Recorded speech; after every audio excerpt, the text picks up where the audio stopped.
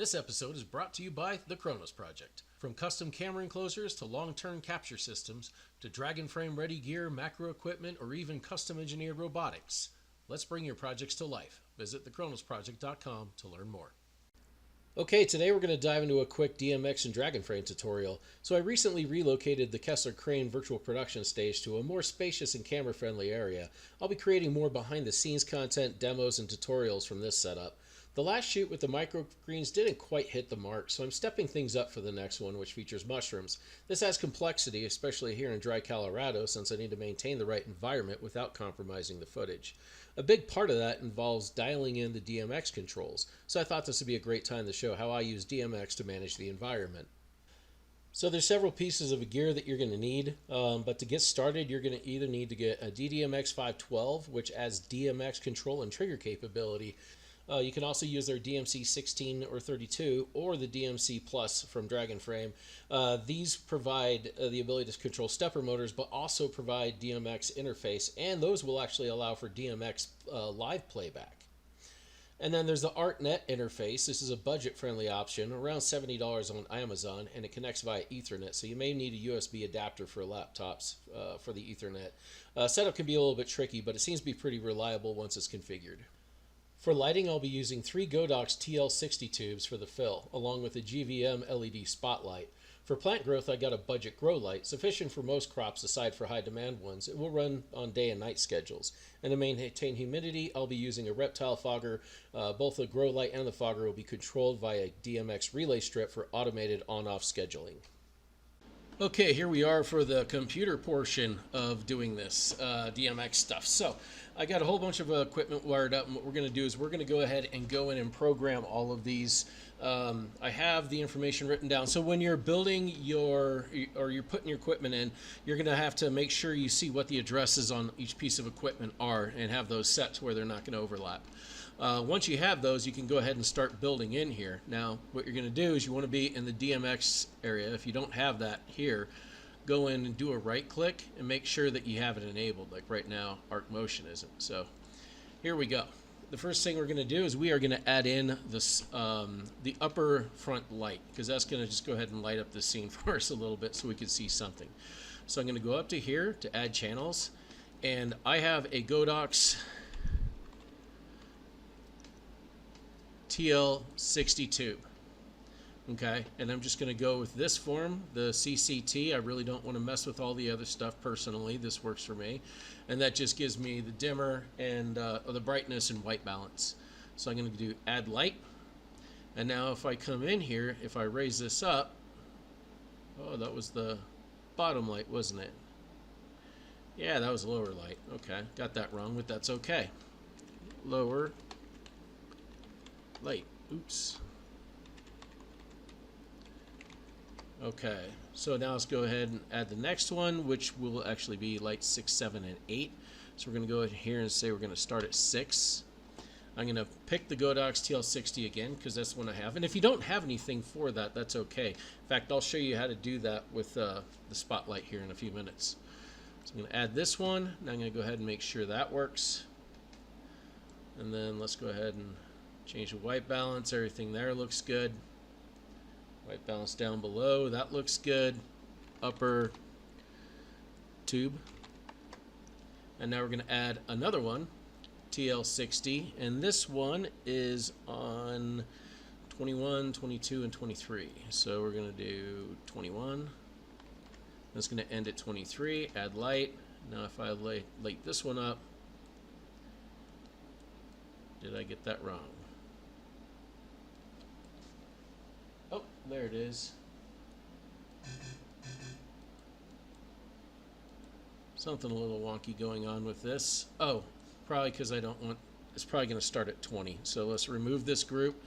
That's why it always helps. Yep, I got it wrong. It's supposed to be, starts at 20 and ends at 22. So we're going to add that one, check this one. There we go. White balance. And you can select the different modes on this. You just got to move through here, and you can find things that you can do that are whatever you want, I guess, if that's something that you find useful. Maybe some fun effects. But okay, so then I'm going to go ahead and do this as the rear tube. Now I'm going to go ahead and drop these down a little bit. Sorry for the noise in the background. I'm germinating some seeds, and I got a hairdryer that clears off any condensation before it takes an image. So let's going to go ahead and add in the spotlight. Now, I don't have one in here that matches this particular spotlight from GVM, so what I'm going to do is I'm going to say it's a 2-count light, and we're going to start it at 10, and it's going to go from channel 10 to 11. I'm going to add light, and now if I turn this one, very good. You see the spotlight come on, and then down here I can adjust the white balance. So what I'm going to do is I'm going to actually lump these two together, do right click, and I am going to do new group. I'm going to take yellow for the color, and I'm going to call it spotlight. And now we have a new one that's called spotlight, and here I can say brightness, white balance, and I can make those adjustments from here. So you can see this is, you know, pretty useful. Let's go ahead and kill the spotlight for now. And we also have an 8-channel relay pack that is used in order to turn various things on, like the grow light. So what I'm going to do is we are going to go ahead and add that in, and this one starts on, I believe it's 30. Yeah, select count 30. No, 8. Start on 30, and we'll go 30 through 37. Add lights, and now I'm going to go ahead and select all these together. I'm going to make a new group. I'm just going to make it green. I'm going to call it relay pack. And now I got the relay pack. Now if I go over to this, I should see the grow light turn on. And there it is. Grow lights on, grow lights off, grow lights on, grow lights off. So I'm going to go ahead and rename this to grow light. And then I'm going to turn that off, and if you look over here you might see there's this little humidifier sitting here, and I'm going to need this in order to get humidity onto my subject for this next shoot. And if I turn that on, you see the light come on. Okay, so I'm going to call this humidifier. And then these,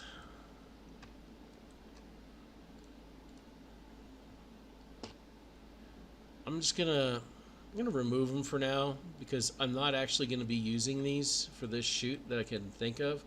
So we're just going to remove them from the group, and then we're going to go through here and through all these, and we're just going to do remove channels. So now it kind of condenses it and makes it a little bit easier. So we're going to go ahead and change the colors on these. Well, let's see. Pink. With it.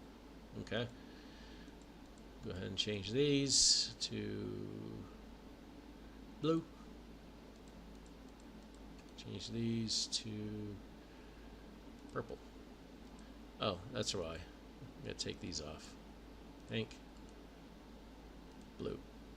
And then we'll put that back on because we don't want to actually hit those and make a bunch of changes. So now we got everything nice and color coded here. And as you can see, all of this stuff works. We can turn our grow light on and off. We can turn the tubes on, change the color, whatever we want to do. And all of that, every time you make an adjustment, it's going to be keyframed on here, and these are the frames in your timeline.